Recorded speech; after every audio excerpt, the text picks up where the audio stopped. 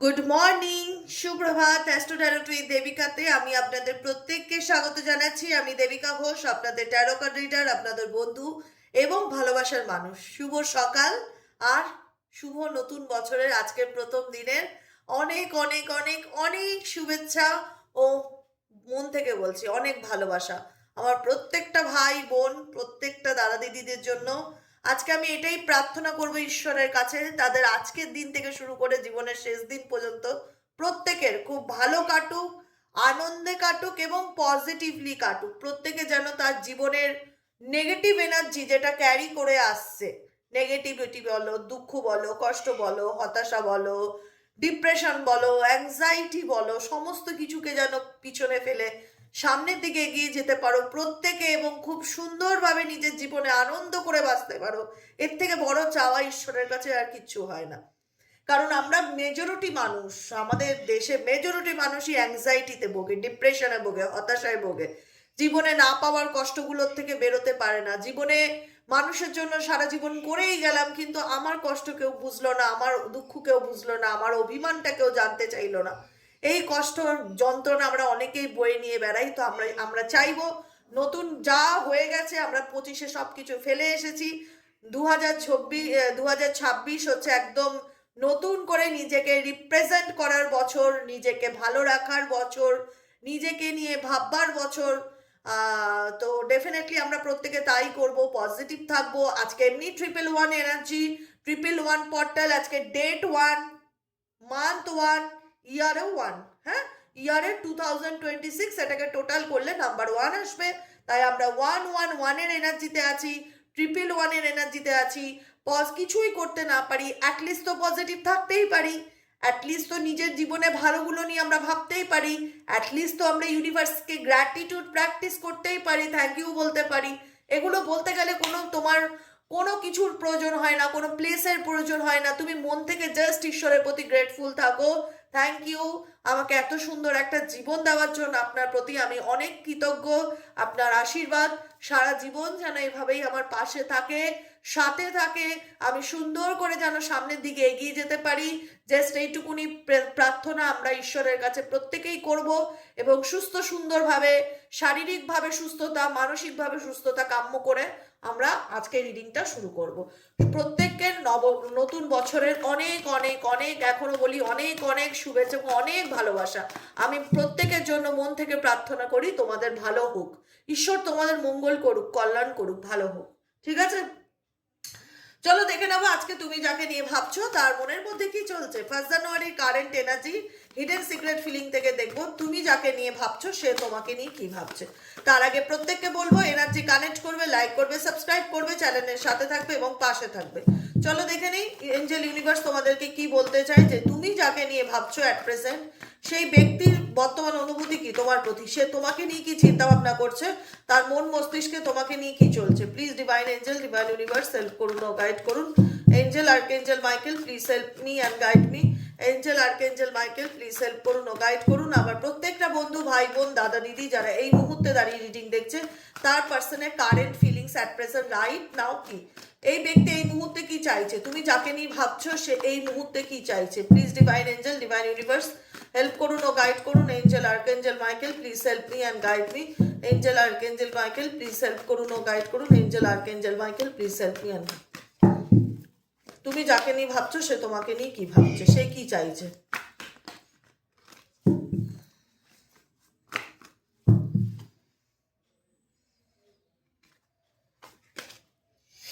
Releasing, moving on, walking away. দেখো তুমি যার সাথে কন্ট্যাক্টে আছো বা নো কন্ট্যাক্ট সিচুয়েশনে আছো, সেই পার্সন মেবি খুব একটা রেসপন্সিবল নয়। ঠিক আছে, সেখানে দেখা যাচ্ছে যে এই ব্যক্তি সম্পর্ক বা রিলেশনশিপ নিয়ে কোনো রকম কোনো সম্পর্ক তো ডেফিনেটলি তোমার সাথে কোনো না কোনোভাবে জুড়ে আছে, কিন্তু এই ব্যক্তি নিজের থেকে কোনো কিছুর অ্যাকশন নিতে চায় না। যাকে নিয়ে প্রেজেন্ট রাইট নাও নিজের থেকে তুমি রিডিং দেখছো, যে ব্যক্তিকে নিয়ে, এই ব্যক্তি তোমাকে স্পাই করে, তোমার এই ব্যক্তি দূর থেকে মোট কথা তোমার উপর নজরদারি করে, সামনে এসে ফ্রন্টে এসে কথা বলবার মতন যে এনার্জি বা চোখে চোখ রেখে কথা বলার মতন যে এনার্জি, যে ক্ল্যারিটি দেবার মতন যে এনার্জি, ডেফিনেটলি নয়। কারণ এই ব্যক্তি রেসপন্সিবল নয়, আমি সিরিয়াস বলছি।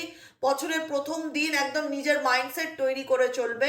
আমি কখনোই বলি না নেগেটিভ ভাববে, আমি আবার কখনো বলি না যে এক্সপেকটেশন রাখবে। আমার আমার মূল কথা হচ্ছে প্রেম ভালোবাসা করবো না কেন, বিয়ে করবো না কেন, সংসার করবো না কেন, ইমোশনাল এক্সপেকটেশন রাখাটা সবার ডেস্টিনি সমান নয়। সবার ভাগ্যে আমরা আমরা সবাই সুখ পেতে চাই, কিন্তু কজনের ভাগ্যে সুখ হয়?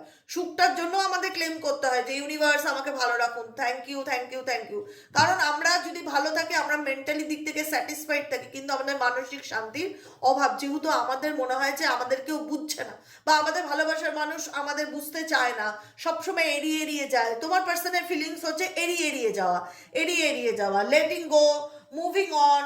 কোনো কিছু হলেই হঠাৎ করে কথা বলা বন্ধ করে দেওয়া, কোনো কিছু হলেই নো কন্ট্যাক্টে চলে যাওয়া, কোনো কিছু হলেই প্রচণ্ড পরিমাণে ইগো দেখানো, কোনো কিছু হলেই পরিস্থিতির থেকে দূরে চলে যাওয়া, সেটা শর্ট আউট করতে চায় না, সে প্রবলেমটা মেটাতে চায় না, সামনাসামনি আসতে চায় না। পাশে বসে কথা বলার মতন এনার্জি, প্রবলেম শর্ট আউট করবার মতন এনার্জি তোমার পার্সনের মধ্যে নেই। যে কারণে তুমি সবসময় অপেক্ষা করে থাকো যে ভালো সময় কবে আসবে, বা এই এই ব্যক্তির মধ্যে কোনো ভালো পরিবর্তন আসবে কিনা। তুমি, তোমার মধ্যে একটা এক্সাইটমেন্ট কাজ করে, মেবি হয়তো এই ব্যক্তি আমাকে ফলো করছে, বা আমাকে তো সেই স্পাই করছে, আমাকে হোয়াটসঅ্যাপ স্ট্যাটাসে দেখছে আমি কতক্ষণ আছি, বা মেসেঞ্জারে দেখছে। এখন তো বিভিন্ন সোশ্যাল মিডিয়া বা সোশ্যাল প্ল্যাটফর্মের মাধ্যমে মানুষ কতক্ষণ অনলাইনে আছে না আছে, সে কোথায় যাচ্ছে কি করছে, আপডেট রাখা যায়। ঠিক আছে, তো সেখানে তুমি তুমি দেখছো সে তো আমার ব্যাপারে খোঁজ রাখে, সে তো মাঝে মধ্যে আমার প্রোফাইল চেক করে, তাহলে তার তো আগ্রহ আছে, তাহলে সে তো মেবি আমার লাইফে আসবে বা আসার কথা, কিন্তু আসে না কেন? তা সে তো আমার আমার ব্যাপারে ইন্টারেস্ট আছে, তাহলে সেই ব্যক্তি কেন এড়িয়ে যায়? অ্যাকচুয়ালি এড়িয়ে যাওয়ার ব্যাপারটা হচ্ছে সেই ব্যক্তি কনফিউশনে থাকে। হয়তো এই কনফিউশনটা তার লাইফে তার ফ্যামিলি প্রবলেমের কারণে, বা তার পার্সোনাল প্রবলেম, বা থার্ড পার্টি প্রবলেমের কারণে, যে কোনো প্রবলেম থাকুক না কেন, এই পার্সনে তুমি যাকে নিয়ে দেখছো, তোমার মধ্যে সবসময় চলবে এই ব্যক্তি আমার আমার ব্যাপারে খোঁজ রাখছে, তার মানে এই ব্যক্তি বোধহয় আমাকে চায়, এই ব্যক্তি আমাকে ভালোবাসে। ডেফিনেটলি এই ব্যক্তির ইন্টারেস্ট তোমার প্রতি আছে, ইন্টারেস্ট তোমার প্রতি আছে, কিন্তু এর প্রবলেম হলো এই ব্যক্তি যাকে নিয়ে রিডিং দেখছো, সে তার পার্সোনাল লাইফে ভীষণ কনফিউজড হয়ে থাকে যে কি করব না, কি করা উচিত, কিছু বুঝতে পারে না। মেবি এই ব্যক্তির কোনো বাউন্ডারিজ থাকতে পারে, যে কারণে এই ব্যক্তি তোমাকে ধোঁয়াশার মধ্যে রাখে। হার্টফক সিচুয়েশন ইন্ডিকেট করে ধোঁয়াশার মধ্যে রাখাকে, তুমি ধোঁয়াশার মধ্যে থাকো। ঠিক আছে, তোমার মনে হয় যে এই তো আমাকে দুদিন আগে আমাকে মেসেজ করলো, হাই হ্যালো লিখলো, একটু কথা বললো, দুদিন পর জানি না আবার মিক্স সিগন্যাল দিচ্ছে, আবার ব্লক করে দিয়েছে, আবার রাগ দেখাচ্ছে। তুমি তোমার পার্সোনাল ফিলিংস বুঝতে গিয়ে ভীষণ হিমশিম খাও। তোমার মনে হয় যে অ্যাকচুয়ালি ব্যক্তি চায় কি, অ্যাকচুয়ালি ব্যক্তির মনে চলে কি দিদি, আমি বুঝে উঠতে পারি না, এরকম একটা সিচুয়েশন। ঠিক আছে, আর কি চলছে? তুমি যাকে নিয়ে রিডিং দেখছো এই মুহূর্তে, তোমার পার্সনের মন মস্তিষ্কে আর কি চলছে? Please divine angel, divine universe help করুন ওদের।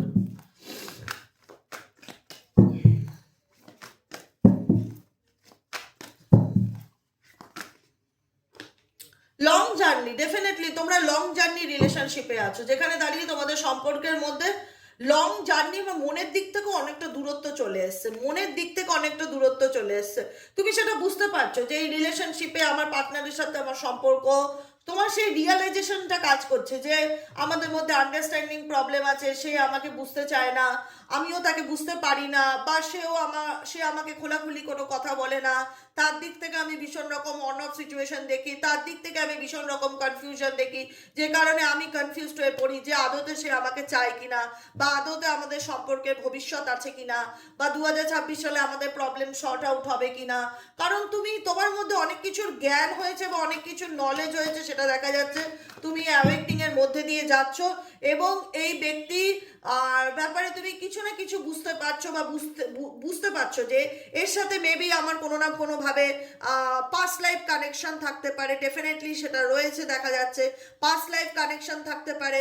আজকে এত কিছুর পরেও আমি তার থেকে বেরোতে পারছি না, বা সেই মানে এই যে প্যাটার্নটা রিপিটেডলি প্যাটার্ন, বা তোমার লাইফে সে আসে যায় অন অফ সিচুয়েশনে থেকে, কখনো ভালো কখনো খারাপ, কখনো সে তোমায় বলে আমি তোমায় ভালোবাসি, বা আবার কখনো দুদিন পর দেখা যায় যে সেই ব্যক্তি তোমার সাথে খারাপ ব্যবহার করছে তার কনফিউশনের কারণে, তার ডুয়েল মাইন্ডের কারণে। তুমিও সব কিছু জানছো, দেখছো, বুঝছো, তুমিও বেরোতে পারছো না, তোমারও মন মস্তিষ্কে চলছে যে এই ব্যক্তি কি চায়, ঘুরে ফিরে সেই একই সিচুয়েশনে আমি বারে বারে কেন আসি, ঘুরে ফিরে সেই একই মানুষটার কথা আমার বারে বারে কেন মনে পড়ে, কেন চাইলে তাকে আমি ভুলতে পারি না। এরকম নিজেকে প্রশ্ন করে দেখো, পুরোপুরি কি ভুলতে পারছো তাকে, ভুলে বেরোতে পারছো? হ্যাঁ, কোথাও না কোথাও ভোলার চেষ্টা করছো, কিন্তু পুরোপুরি ওভারকাম করতে পারছো না, কারণ তোমার মনে হচ্ছে যে এই ব্যক্তি রিটার্ন আসবে, তোমার লাইফে রিটার্ন আসবে। এখানে অনেকেই মনে করছো যে রিটার্ন আসবে, ডেফিনেটলি পসিবিলিটিস আছে। তোমার সাথে যদি এই ব্যক্তির পাস্ট লাইফ কানেকশন থাকে, তো ডেফিনেটলি এই ব্যক্তি তোমার লাইফে রিটার্ন আসবে বা আসতে পারে, তার সম্ভাবনা দেখা যাচ্ছে, ঠিক আছে? কারণ এই ব্যক্তি এখন দেখা যাচ্ছে তোমার থেকে দূরে আছে, কোল্ড সিচুয়েশনে আছে, কোনো রকম অ্যাকশন ওরিয়েন্টেড না, পরিস্থিতির থেকে দূরে থাকে, আমি যেটা বললাম এড়িয়ে এড়িয়ে যাওয়া। কিন্তু সম্ভাবনা আছে যে এই ব্যক্তি কখনোই তোমাকে পুরোপুরি ছাড়বে না বা পুরোপুরি ছাড়তে পারবে না, কারণ এই ব্যক্তি যতই তোমার সাথে খারাপ ব্যবহার করুক না কেন, যতই তোমার সাথে রাফ অ্যান্ড টাফ কথা বলুক না কেন, যতই এই ব্যক্তি তোমার সঙ্গে সাইলেন্ট সিচুয়েশনে থাকুক না কেন, যে পুরোই চুপচাপ দিদি, কোনো কিছুই বলছে না, আমাকে কোনো রকম কোনো রিয়াক্ট করে না, আমি কিছু বললেও সে চুপ করে থাকে, তো কোনো রকম তার দিক থেকে কোনো আমি কোনো কিছু বুঝতে পারি না যে সে অ্যাকচুয়ালি কি চায়, সাইলেন্স রয়েছে এখানে, সাইলেন্স রয়েছে। মেবি ওনার লাইফে কোনো থার্ড পার্টি আছে, ইনফ্লুয়েন্সেস কার্ড এসছে, ঠিক আছে? ইনফ্লুয়েন্সেস অ্যাটাচমেন্ট, কোনো থার্ড পার্টি অ্যাটাচমেন্ট হতে পারে, তার মা বোনের জন্য, তার ফ্যামিলির জন্য, তার দাদা বৌদির জন্য, বা তার ভাই বোনের জন্য। থার্ড পার্টি বলতে অন্য কেউ হতে পারে। এখানে কারুর না কারুর কোনো অ্যাটাচমেন্টের কারণে, কারুর না কোনো ইনফ্লুয়েন্সের কারণে তোমার পার্সন এখন সাইলেন্স রয়েছে। দেখাচ্ছে যে তার সে পরিবারের জন্য সে তোমার সঙ্গে কোনো কিছু কন্টিনিউ করতে পারবে না, বা থার্ড পার্টির জন্য তোমার সঙ্গে কোনো কিছু কম্প্রোমাইজ করতে পারবে না, সে পরিস্থিতি থেকে অ্যাভয়েড করছে, ব্লকিং সিচুয়েশন, ব্লক করে রাখছে, তুমি কোনো কিছু বলতে আসলে সে দূরে চলে যাচ্ছে। কিন্তু তোমার প্রতি ব্যক্তি মেন্টালি অ্যান্ড ফিজিক্যালি অ্যাট্রাক্টেড, তুমি যাকে নিয়ে রিডিং দেখছো, লাস্টিং এনার্জি, কিন্তু এই ব্যক্তি মেন্টালি অ্যান্ড ফিজিক্যালি তোমার প্রতি অ্যাট্রাক্টেড। কিন্তু এই ব্যক্তি দেখায় যখনই দায়িত্বর কথা আসবে, যখনই ফ্যামিলির কথা আসবে, যখনই রেসপন্সিবিলিটির কথা আসবে, যখনই সামনের দিকে এগিয়ে যাওয়ার কথা আসবে, তখনই দেখা যাবে যে এই ব্যক্তি সেই বিষয়টাকে এড়িয়ে যাচ্ছে বা সেই বিষয় নিয়ে আর কোনো কথা বলতে চাইছে না। এরকমই এই ব্যক্তি তোমায় চায়, তোমার লাইফেও থাকতে চায়, কিন্তু এই ব্যক্তির যে নিজস্ব পার্সোনাল প্রবলেম আছে। এক নম্বর প্রবলেম হচ্ছে প্রচণ্ড লেভেলের কনফিউশন। দ্বিতীয় নম্বর প্রবলেম হচ্ছে এই ব্যক্তি পুরোপুরি তোমাকেও হাত থেকে ছাড়তে চায় না বা বেরোতে দিতে চায় না। 3 নম্বর পরিস্থিতি হচ্ছে হার্টফক সিচুয়েশন, ধোঁয়াশার মধ্যে রাখতে চায়। 4 নম্বর সিচুয়েশন হচ্ছে এখানে কারোর ভীষণ ম্যানুপুলেশন দেখা যাচ্ছে, কোনো থার্ড পার্টি পার্টনার, কোনো রকম ফ্যামিলি, কারোর কোনো রকম খুব ভালো ধরনের ম্যানুপুলেশন দেখা যাচ্ছে। তো সেই কারণে আমি আজকে এই এই ডেক থেকে গাইডেন্স নেবো, কৃষ্ণাজির গাইডেন্স নেবো আজকে, বছরের প্রথম দিন। হ্যাঁ, তো সেই কারণে ম্যানিপুলেশনের কারণে বা থার্ড পার্টি অ্যাটাচমেন্ট বা থার্ড পার্টি চায় না সে তোমার সাথে সম্পর্ক রাখুক, অনেক রকম রিজনের কারণে এই পার্সন দেখা যাচ্ছে যে ভালো তো বাসে, ইচ্ছে তো আছে তার তোমার সাথে সামনের দিকে এগিয়ে যাওয়ার, কিন্তু সিচুয়েশনের কারণে এই ব্যক্তি তোমাকে ইগনোর করে যায় বা অ্যাভয়েড করে যায়, যে আমি তো কিছু করতে পারবো না, বা আমার পক্ষে মেবি পসিবল না থার্ড পার্টিকে ছেড়ে তোমার কাছে আসা, বা আমার ফ্যামিলি আমাকে বারণ করছে, এক্সেট্রা এক্সেট্রা। কোনো না কোনো কিছুর কারণে যখনই দায়িত্বর কথা আসছে তখনই দেখা যাচ্ছে যে এই ব্যক্তি অ্যাভয়েড করছে বা ইগনোর করছে। কিন্তু এই ব্যক্তি যত দূরেই থাকুক না কেন, সেখানে তোমাদের মধ্যে এমন একটা সম্পর্কের বাঁধন বা এমন একটা কানেকশন আছে যে কারণে চাইলেও তুমি তাকে ভুলে গিয়ে এগোতে পারছো না। তোমার মনে হচ্ছে আমি একটা পরিস্থিতির মধ্যে জড়িয়ে গেছি, না পারছি এগোতে, না পারছি বেরোতে, হাত পা বাঁধা মনে হচ্ছে। আর তোমার পার্সনেরও তোমার মানে তো এই একই প্যাটার্ন তোমার পার্সনের ক্ষেত্রেও মনে হচ্ছে, সে যতই দূরে থাক না কেন সেও তোমাকে চাইলে ছাড়তে, মন থেকে ত্যাগ করতে পারছে না বা ভুলতে পারছে না। একটা দোমনা সিচুয়েশন তোমাদের সম্পর্কের মধ্যে চলতে থাকছে, তাই তো? এটাই দেখছি কারেন্ট এনার্জি। আর দেখে নেবো গাইডেন্স কি আছে শ্রীকৃষ্ণজির ডেক থেকে, দেখে নেবো কৃষ্ণাজি গোপালজি আমাদের জন্য কি গাইডেন্স দিচ্ছে, কি গাইডেন্স আছে আজকে আমাদের বছরের প্রথম দিন। ইউনিভার্স প্লিজ গাইড করো আমার প্রত্যেকটা বন্ধু, ভাই বোন, দাদা দিদি যারা এই মুহূর্তে দাঁড়িয়ে রিডিং দেখছে, তাদের জন্য কি গাইডেন্স আছে। Angel archangel Michael please help করুন ও গাইড করুন। Angel archangel Michael please help me and guide me.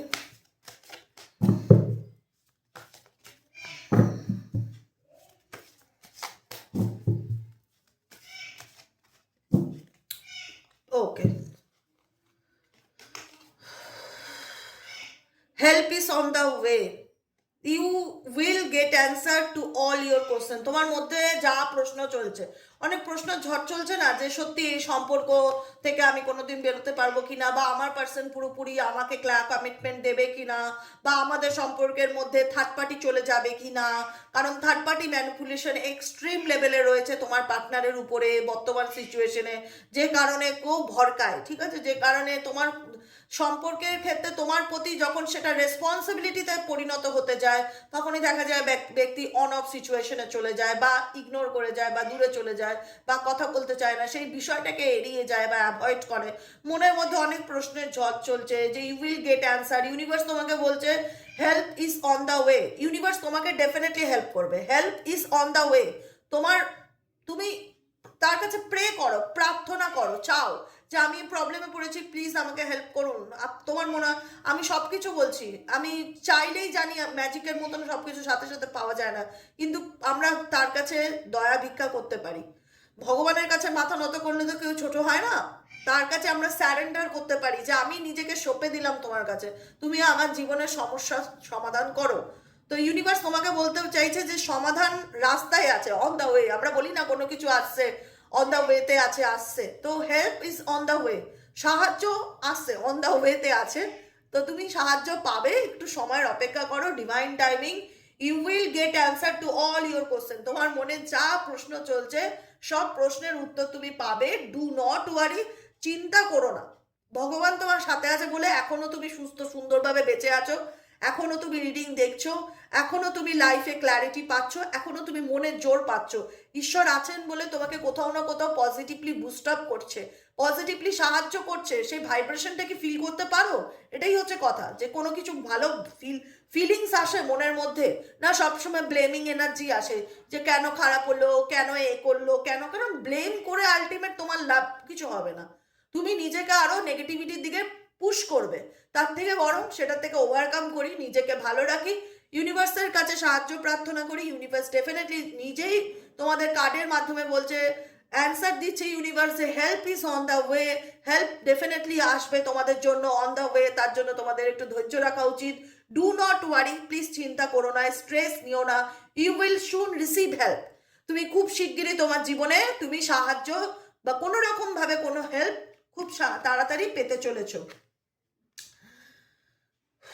এবার দেখো পিওরিটি, আমাদের মনের মধ্যে পবিত্রতা, আমাদের মনের, কারণ আমরা এখানে যারা দেখছি বা যে মুহূর্তে যারা রয়েছি, আমাদের প্রত্যেকের মনের মধ্যে পবিত্রতা আছে বলেই ঈশ্বর আল্লাহ কোনো না কোনো শক্তি আমাদেরকে সবসময় মদত করে বা সাপোর্ট করে, তাই না? পবিত্রতা আছে বলি।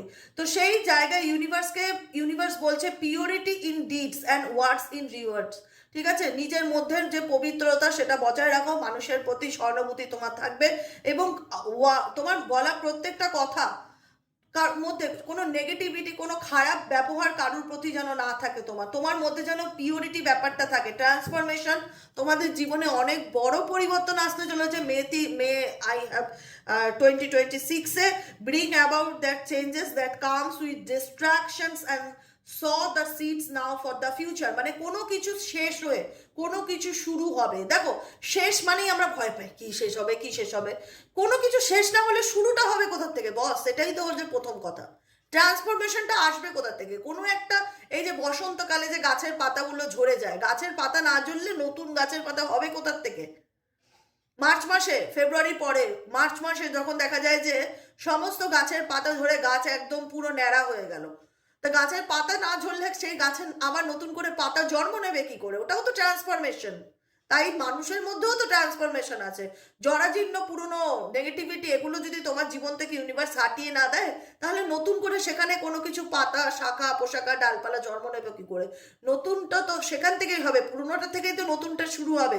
তাই জন্য নতুনটা নিয়ে ভাবো, নিউ বিগিনিং নিয়ে ভাবো। 111 পোর্টাল, নিউ বিগিনিং এর portal, new beginning, new starting নিয়ে ভাবো নতুন জীবনে। ওই জরাজীর্ণ যেটা নেগেটিভিটি খোলো, সেগুলো যত তাড়াতাড়ি ঝরে যাবে, চলে যাবে, ইউনিভার্সের কাছে লেট গো করে দিতে পারবো, তত ভালো। তাই জন্য কোনো নেগেটিভ জিনিসকে হারানোর ভয় পেও না, ভাবো যে না আমি রেডি,